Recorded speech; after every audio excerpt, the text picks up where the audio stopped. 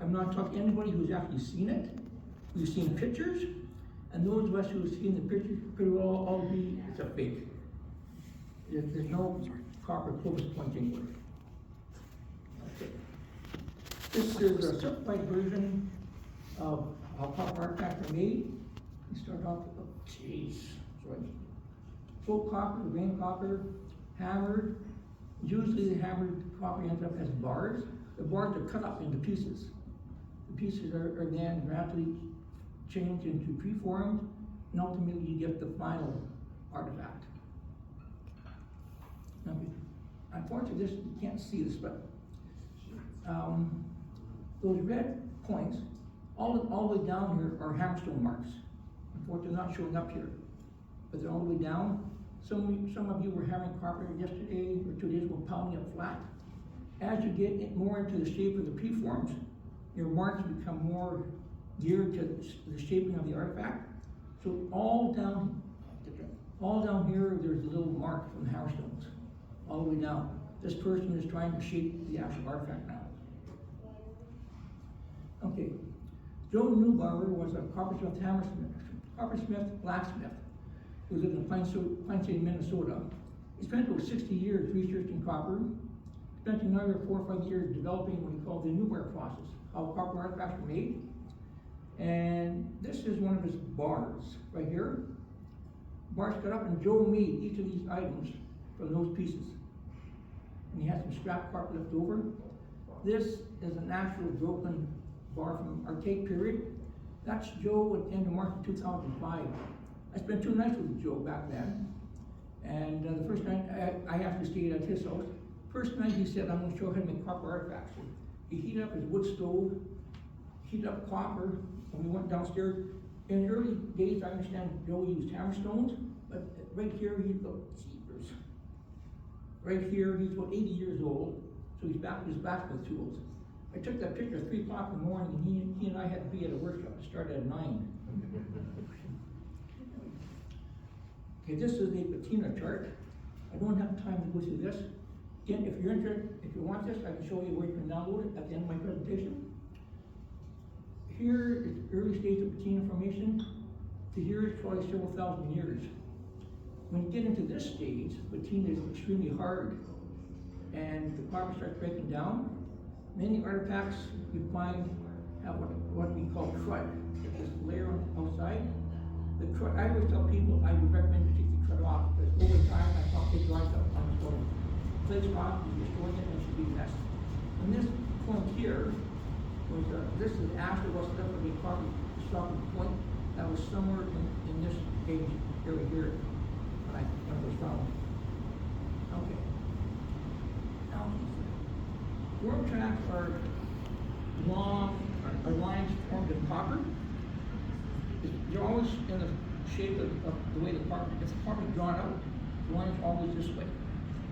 Now, nobody knows for 100% for sure what caused them, but it's been agreed upon they're due to various processes of corrosion due to various factors over time, such as the shedding of electrons during the hammering process. Soil conditions, moisture conditions can affect the growth of the development of worm tracks, such as what you see on here. One factor is that worm tracks take a long time to form.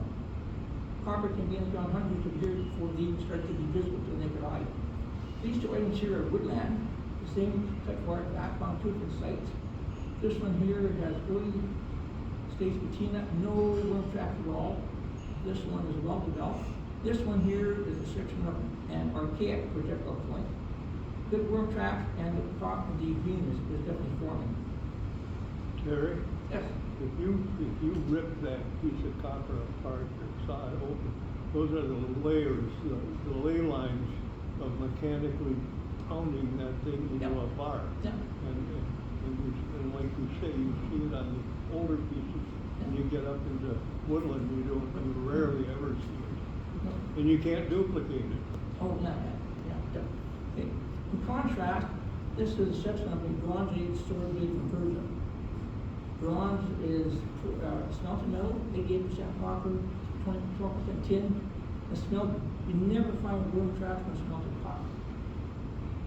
Now, the one exception I've heard, or I've never seen regarding bronze items, bronze age items that apparently broke or had to be rehammered and shaped, I've been told we find worm traps on those areas. But you do not find it on any smelted copper. Okay. At the moment, these are the two oldest carbon-dated copper artifacts I know of.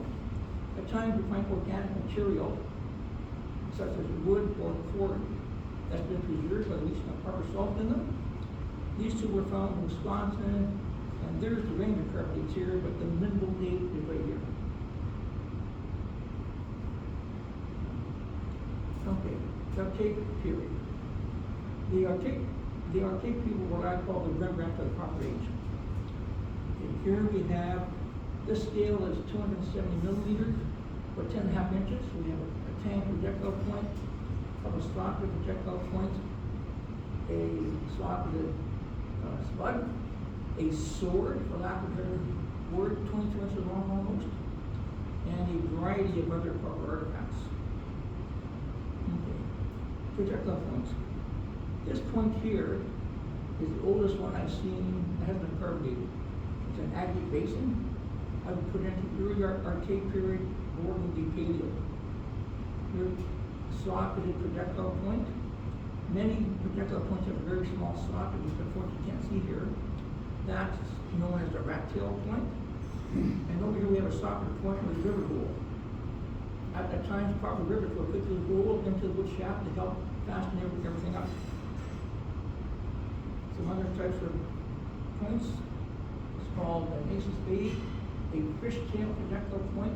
This end is wider, but this is called swallowtails. These are your normal size copper points.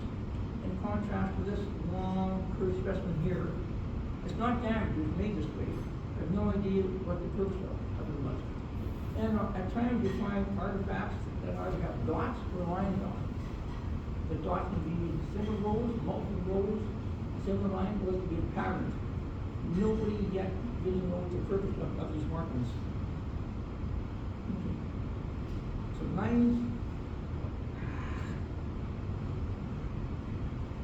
personalized food, that's called a bet-tang knife. I think the biggest debate on these right now is how they're fastened to handles. Over here, we have what looks like an archaic jaw harp. You would see the couple of movies, guys are twanging their thing. Except this one doesn't have a center spring, so most of us feel it's another form of pressure knife. Some more pressure knife, a rare bet-tang knife. The biggest grouping of archaic knives are tang versions, as you see here, and occasionally you find some with sockets. But just for I want to take a note at the end of these points. Most of these archaic points come with a sharp point. Those sort of knives have a sharp point, which I'm going to come back to shortly. Woodworking tools, socket with spud, cells of various sizes. Hard to see because there's a socket add right there. A long chisel, a long narrow adze, another little spud, much smaller than another one. A splitter, for lack of a better name. A very sharp edge here, heavily pounded here. A copper gouge. And here we have one of my favorite copper artifacts of all. This beat up, worn out, battered little chisel. I've looked at it over the years, and I've been able to determine that the main user of that chisel thousands of years ago was left-handed. Copper gaffs and Easter prongs. This represents the end of a fishing spear. These are Easter prongs. It could have been attached here or further up. What happened was the spear was jammed into a fish. Those Easter prongs would spread out and grab onto the side. A soft harpoon, fish hooks, gorges. The idea of these was the line was fastened in the middle, the bait was hooked on the ends, and the idea was the fish swallowed it. You let it go down into the fish and the organs. When it got far enough down, you pull tight, and hopefully it goes wedged sideways into the fish, and you'll be able to pull it up. Talking hit harpoons with barbed holes. There's another one here. The primary theory of these was that a long line went up through the socket, through the hole and was knotted on the other side. Then you inserted a shaft into the socket. You jam the spear into the fish, right up to and past these barbs. These barbs are wedged into the flesh. You pull the socket out, and then hopefully you pull up the fish with a line on it. Some typical copper harpoons. I find that tank harpoons are the commonest variety. Here you have a tank harpoon with preserved cord on it. Ornaments. Big bourget, little plate for your feather's chest. The original holes wore out, so the person rebuilt it. A pendant. Interesting, you see the little bumpy edges on here. They remind me of the back of the horn, the underwater panther, the horned serpent, taking that belief into the archaic period. A bracelet that's been decorated, finger rings, 2 little beads, round beads, and this item. I don't know if they call this an ornament or an effigy. It's super thin, very fragile, thin like a piece of paper. I call this the head, the body, and the tail. Now, some time ago, I saw on Facebook where somebody found this item in New York State, cut from a piece of copper kettle, fur trade period. And interesting, when this person posted these on Facebook, other people said, I've seen those, I've got some of those. So other people found them all in the States, fur trade period. But the interesting thing about this is that this is fur trade New York State, this is archaic period, Northwestern Ontario. And I see a head, tapering body, tapering tail, indicating that this symbol, or call it whatever you want, persisted not only for thousands of years, but also over a wide geographical area. Some miscellaneous items, all the various types. Ice spuds, and it's believed that this one here was probably used in the summertime for digging the dirt. This item here is hard to see, but there's an open eye there. I've seen several of these, all long and narrow. I think they're actually tools used for the weaving of fabrics.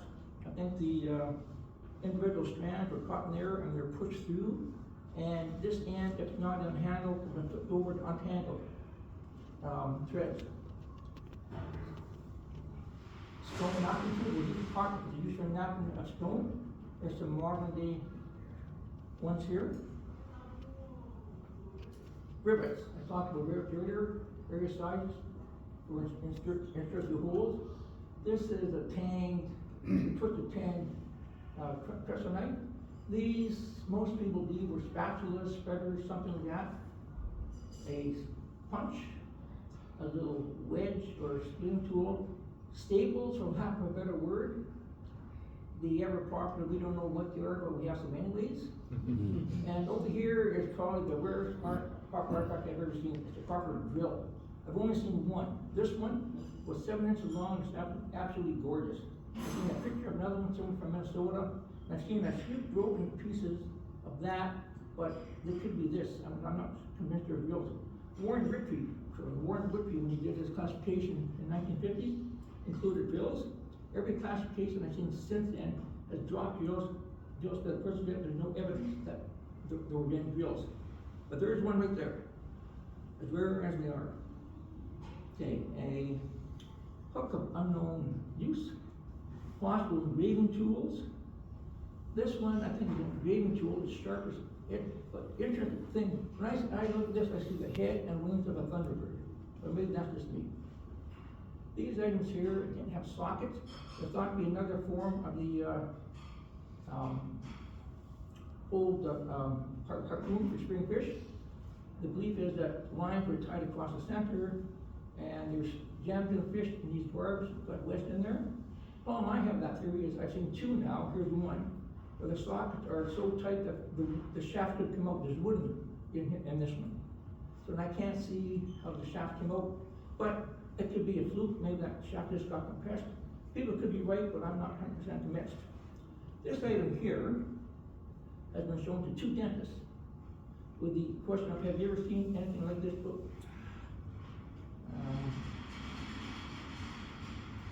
With the question of, have you ever seen anything like this in practice? Both of them looked at the end, went to the dental tray, went.